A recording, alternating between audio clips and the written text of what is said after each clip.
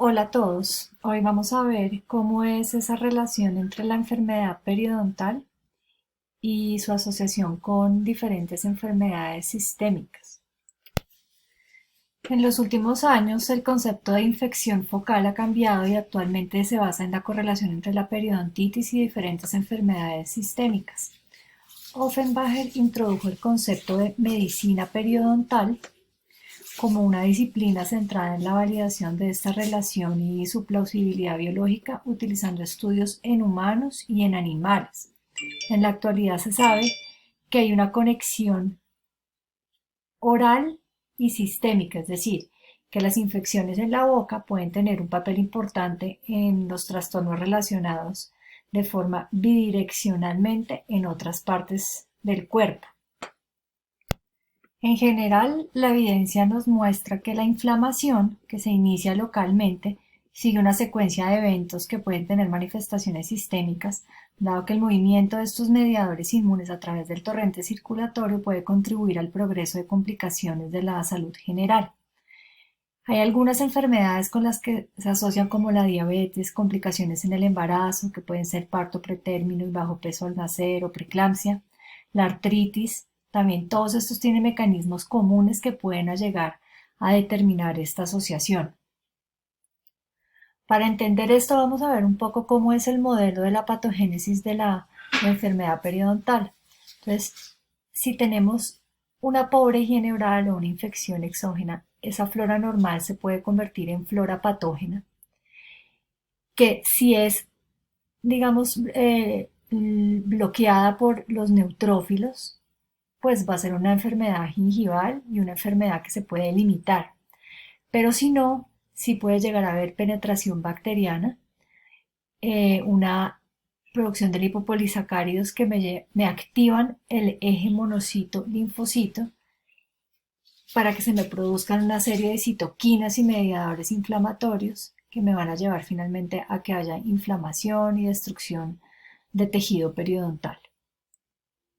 Entonces esto se da a nivel local, pero para asociarlo ya con la parte sistémica, hay varios mecanismos como esos patógenos se asocian con enfermedad sistémica, y es que esos patógenos periodontales y sus toxinas, que son esos lipopolisacáridos, debido a que pasan por esa superficie de epitelio que está ulcerado, ese epitelio de las bolsas que está ulcerado, pueden pasar al torrente sanguíneo. Entonces puede haber una bacteremia. Primero puede haber una infección metastásica o una bacteremia. Puede haber un daño metastásico, es decir, que por esas endotoxinas y lipopolisacáridos liberados pueden hacer daño en otras células.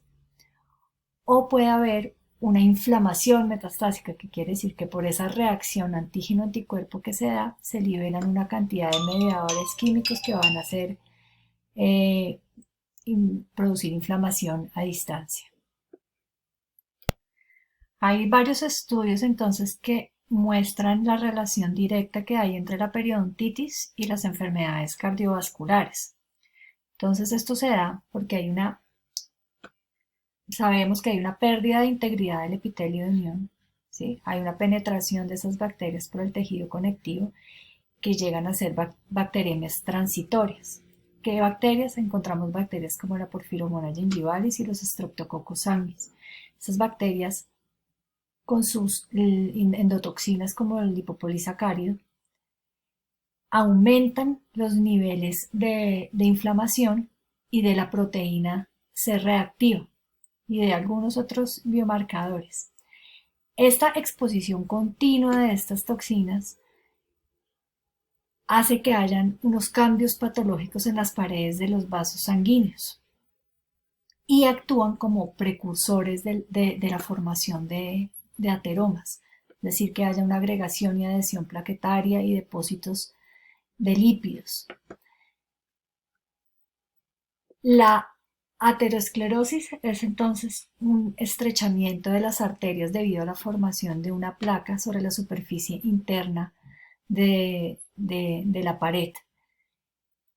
Una placa de ateroma contiene, se ha encontrado que contiene muchos patógenos periodontales reconocidos como la Porphyromonas gingivalis, como la AA, la Tannerella forsythia, que además estos intervienen en la formación al liberar esos lipopolisacáridos.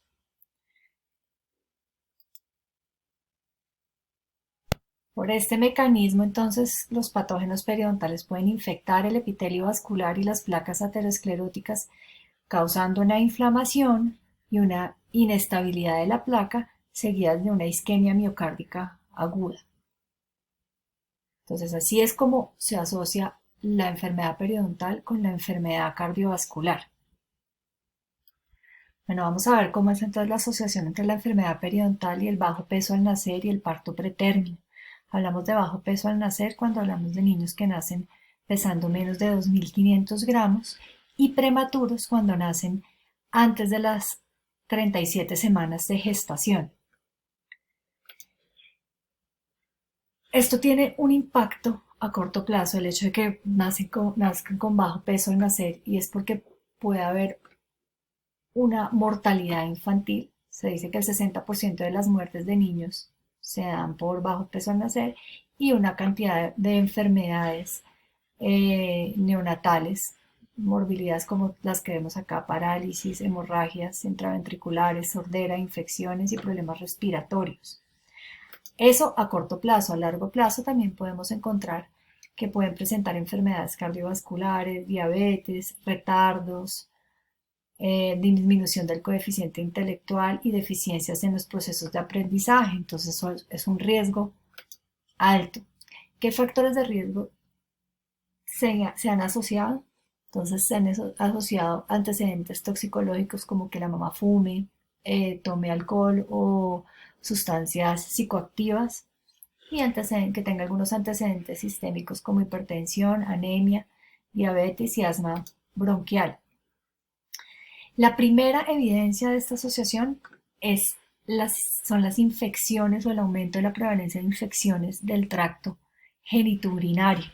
Esa es la primera asociación, pero no siempre, digamos que hay cultivos positivos para estas infecciones, entonces se ha llevado a pensar que también se puede dar por otras infecciones a distancia. Ahí es donde entra la enfermedad periodontal a jugar un papel importante.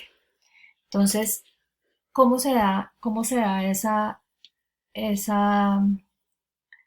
asociación? Entonces, durante la gestación hay unos cambios hormonales que incrementan la permeabilidad de los vasos sanguíneos, facilitando que entren patógenos orales y mediadores de la inflamación al torrente sanguíneo. Una vez están en el torrente sanguíneo, esos patógenos y sus derivados se diseminan sistémicamente, como ya hemos visto, y pueden llegar a acumularse en la placenta, llevando a que haya un impulso inflamatorio y se induzca el trabajo de parto. Entonces, el parto prematuro ocurre porque hay una síntesis de prostaglandinas directamente por las bacterias y por sus productos microbianos, y también por la respuesta inflamatoria que ocurre dentro de la cavidad uterina y en el feto. Bueno, vamos a ver ahora la asociación que existe entre la enfermedad periodontal y la diabetes. Sabemos que la insulina es una hormona producida en el páncreas que permite que las células absorban la glucosa con el fin de convertirla en energía. Esto en un paciente sano. La diabetes mellitus es una enfermedad metabólica que se clasifica en tipo 1 y en tipo 2.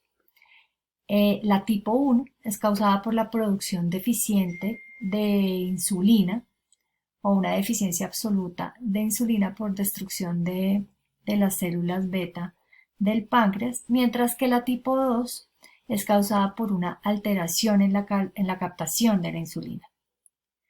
Generalmente se les diagnostica diabetes tipo 1 a los niños y adultos jóvenes. Solo el 5% de las personas con diabetes tienen este tipo, pero con la ayuda de terapia con insulina y con otros tratamientos, incluso los niños con diabetes tipo 1 pueden aprender a controlar su enfermedad y a tener una vida larga, sana y feliz, mientras que la diabetes tipo 2 se maneja normalmente con hipoglicemiantes orales y con dieta. La diabetes mellitus puede conducir a muchas complicaciones que ya vamos a ver, como infecciones agudas, infecciones crónicas, enfermedades vasculares, neuropatías, nefropatías, retinopatías. Y vamos a ver ya directamente cómo se da esa asociación entre la enfermedad periodontal y la diabetes. Los pacientes con diabetes mellitus tienen 3 veces más probabilidad de desarrollar enfermedad periodontal destructiva, así como 4 veces más la probabilidad de experimentar pérdida progresiva de hueso alveolar. Entonces, la interrelación que existe entre estas dos es un ejemplo de una enfermedad sistémica que puede predisponer a la infección oral. Esto quiere decir que esto se da en doble vía. ¿Cómo se da en doble vía? Entonces tenemos una periodontitis, que es una infección crónica que se da por bacterias periodontales gram negativas que inducen la producción de lipopolisacáridos, como ya habíamos visto. Esos lipopolisacáridos estimulan a los monocitos y macrófagos activados para que generen una cantidad de citoquinas. Dentro de esas citoquinas aquí hay una importante en la diabetes, que es el factor de necrosis tumoral alfa. Ese factor de necrosis tumoral alfa, que inhibe la fosforilación de los receptores de la insulina. Como vimos en las células, hay unos receptores para captar esa insulina. Entonces, al inhibirla, pues hace que haya mayor resistencia a la insulina. Eso lleva a que se agrave el control metabólico, es decir, que hace que sea más difícil para los pacientes controlar sus niveles de glucosa en sangre. Entonces, eso por un lado. Y ese mal control, a su vez, lleva a que se desarrolle y a que progresen otras complicaciones microvasculares, que son daños en la adhesión de los polimorfonucleares, quimiotaxis y fagocitosis. Entonces, al haber todos esos daños, eso hace que los pacientes sean más susceptibles a la destrucción de tejido periodontal. Entonces, como pueden ver, se da en doble vía.